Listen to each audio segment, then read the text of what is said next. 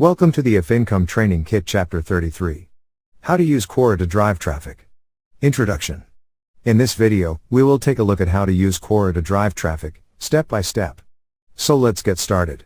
So here we are on similarweb.com and here, enter Quora.com in Analyze box. So now you can see its February 2021 overview report.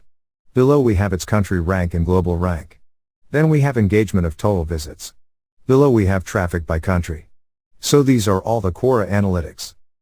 Now go to Quora.com and search for the best hosting. And here you can see all the related results. Now open one and here is the article for the query, what's the best hosting for a new untested startup? Here is the full answer article and you can see that the link is inserted in it. Open it, and below you can see its number of views. So this link will take you to the official review page of the product. And this is the full review article of the Bluehost, and here you can see how they have inserted their affiliate link throughout the article. A little below, we have this visit website link embedded, which is also an affiliate link. Click on it to open. Now it will take you to the Bluehost website and you can see we reached here via an affiliate link from this URL.